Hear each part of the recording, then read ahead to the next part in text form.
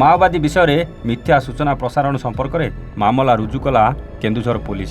ଜନସାଧାରଣ ଅଯଥା ଭୟଭୀତ ନ ହେବାକୁ ନିବେଦନ କଲା ପୁଲିସ। କିଛିଦିନ ପୂର୍ବରୁ ଦୈତାରୀ ଜଙ୍ଗଲରେ ମାଓବାଦୀଙ୍କ ଉପସ୍ଥିତି ବିଷୟରେ ସୂଚନା ପ୍ରସାରିତ ହୋଇଥିଲା।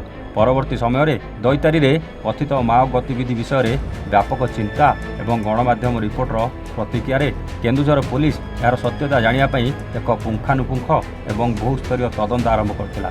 ଏଥିପାଇଁ ବୈଷୟିକ ବିଶେଷଜ୍ଞ, ବୈଜ୍ଞାନିକ କର୍ମଚାରୀ ଓ ଅଭିଜ୍ଞ କ୍ଷେତ୍ର ୟୁନିଟ୍କୁ ନେଇ ଗଠିତ ସ୍ୱତନ୍ତ୍ର ଦଳ ନିୟୋଜିତ କରାଯାଇଥିଲା।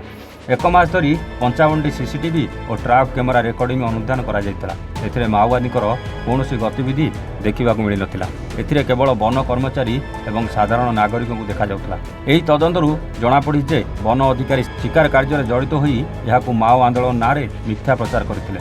ଫଳରେ ସ୍ଥାନୀୟ ଲୋକେ ଭୟଭୀତ ହୋଇପଡ଼ିଥିଲେ। ଏହି ତଦନ୍ତ ଆଧାରରେ ଦୈତାରୀ ଥାନାରେ କେସ୍ ନମ୍ବର 31/2025ରେ ଏକ ମାମଲା ରୁଜୁ କରାଯାଇଥିବା ଏକ ସାମ୍ବାଦିକ ସମ୍ମିଳନୀରେ ସୂଚନା ଦେଇଛନ୍ତି ଅତିରିକ୍ତ ଏସ୍ପି ମନୋଜ ରାଉତ। ଜନସାଧାରଣ ଏଥିରେ ଅଯଥା ଭୟଭୀତ ନ ହେବାକୁ ସେ ନିବେଦନ କରିଛନ୍ତି। ତଦନ୍ତ ବହୁ ଏଙ୍ଗେଲରୁ ଆମର ତଦନ୍ତ କରାହେଲା। ସିଡିଆର କିଛି ଲୋକଙ୍କର ଆମେ ନେଇଥିଲୁ। ତଥାପି ଲୋକାଲ ଯେଉଁମାନେ ମାଓ ସିମ୍ପାଥାଇଜର ରହିଥିଲେ ସେମାନଙ୍କୁ ମଧ୍ୟ ପଚରାଉଚରା କରାହେଇଥିଲା। ପୁରୁଖା ଲୋକ ଯେଉଁମାନେ ଏକ୍ସପିରିଏନ୍ସ ଲୋକ ପହଞ୍ଚିଲୁ, ଏଇଟା କିଛି ବନ ବିଭାଗର କର୍ମଚାରୀ ଏଇ ରିମୋଟଟାକୁ ସ୍ପ୍ରେଡ୍ କରିଛନ୍ତି। ବନ ବିଭାଗ କର୍ମଚାରୀ ଯେଉଁମାନେ ରିମୋଟ ସ୍ପ୍ରେଡ୍ କରିଛନ୍ତି, ଏଇଟା ବି ଆଉ କିଛି ତାଙ୍କ ଉପରେ ଯେଉଁମାନଙ୍କ ଉପରେ ଆମର ସନ୍ଦେହ ହେଉଛି, ସେମାନେ ଏଇଟା ଟୋଟାଲି ମିଥ୍ୟା କପୋଳକଳ୍ପିତ ଇନଫର୍ମେସନ୍ ସ୍ପ୍ରେଡ୍ କରୁଛନ୍ତି। ତେଣୁ ଏହାଦ୍ୱାରା ଯେଉଁ ଜନସାଧାରଣ ମଧ୍ୟରେ ଭୟ ଏବଂ ଯେଉଁ ରହିଲା, ସେମାନେ କିଛି ଅସନ୍ତୋଷ ମଧ୍ୟ ରହିଲା। ଲୋକମାନେ କହିଲେ ଯେ ମିଛ କଥା, କାହିଁ ପୁଲିସ କିଛି ଆକ୍ସନ୍ ନେଉନି। ଏଇ ଯେଉଁ ଅସନ୍ତୋଷ ଉପରେ ଆମର 1B 217 34 ଯେଉଁଟା ଆଗରୁ ଥିଲା 35 BNSରେ ଏଇଟା କେସ୍ଟା ହେଇଛି ଏବଂ ତଦନ୍ତ ଚାଲିଛି। ଯେଉଁମାନେ ଏଥିରେ ଇନଭଲ୍ଭ ଅଛନ୍ତି ସେମାନଙ୍କ ବିରୁଦ୍ଧରେ ଆଇନଗତ କାର୍ଯ୍ୟାନୁଷ୍ଠାନ ନିଆଯିବ। ଆପଣମାନଙ୍କ ଜରିଆରେ ଆଉ ଇନଫର୍ମେସନ୍ ମିଥ୍ୟା ଏବଂ କପୋଳକଳ୍ପିତ, ତେଣୁ ସେମାନେ କୌଣସି ପ୍ରକାର ଭୟ କରିବା ଦରକାର ନାହିଁ। ସାର୍, ଏମାନଙ୍କୁ ଆରେଷ୍ଟ କରାଯାଇଛି କିଛି?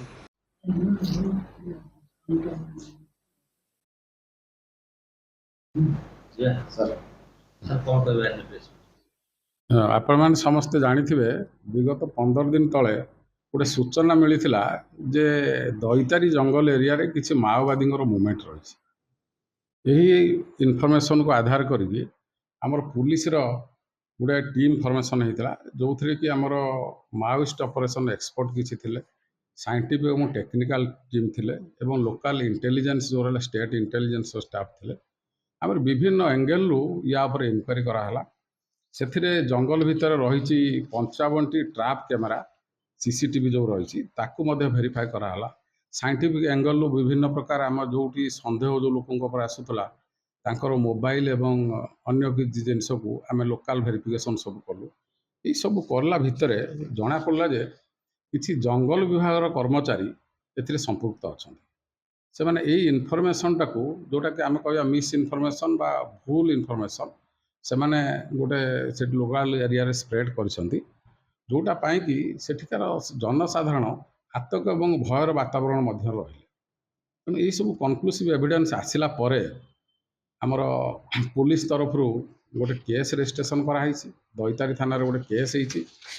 ସେ କେସ୍ ନମ୍ବରଟି ହେଲା 31/2025, ସେକ୍ସନ୍ ହେଉଛି 353 1B 217 ଏବଂ 35, ଯେଉଁଟାକି 34 ଆଗରୁ ଥିଲା। ଏଇଥିରେ କେସ୍ ଗୋଟେ ତଦନ୍ତ କେସ୍ ରେଜିଷ୍ଟ୍ରେସନ୍ କରାଯାଇକି ତଦନ୍ତ ଚାଲିଛି। ସେଇ ତଦନ୍ତ ସମୟରେ ଆମେ ବହୁତ କିଛି ଏଭିଡେନ୍ସ ପାଇଛୁ। ଯେଉଁ ଏଭିଡେନ୍ସ ଉପରେ ଆଧାର କରିକି ଆମେ ଜାଣୁଛୁ କିଛି ବନ କର୍ମଚାରୀ ଏବଂ ପୂର୍ବତନ ବନ କର୍ମଚାରୀ ଏଥିରେ ସମ୍ପୃକ୍ତ ଅଛନ୍ତି।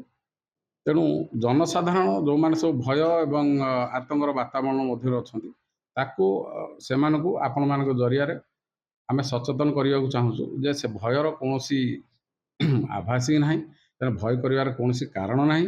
ତେଣୁ ପୋଲିସ ତଦନ୍ତ ଯେଉଁ ସରିଲା ପରେ ଯେଉଁମାନେ ଆକ୍ଚୁଆଲ ଏଥିରେ ଇନଭଲ୍ଭ ଅଛନ୍ତି, ସେମାନେ ଯିଏ ବି ହୁଅନ୍ତୁ, ସେମାନଙ୍କ ବିରୁଦ୍ଧରେ ଆମେ ଆଇନଗତ କାର୍ଯ୍ୟାନୁଷ୍ଠାନ ନିଆଯିବ। କେନ୍ଦୁଝରରୁ କାମିନୀକାନ୍ତ ଦ୍ୱିବେଦୀଙ୍କ ରିପୋର୍ଟ, ୱାନ୍ ଓଡ଼ିଶା।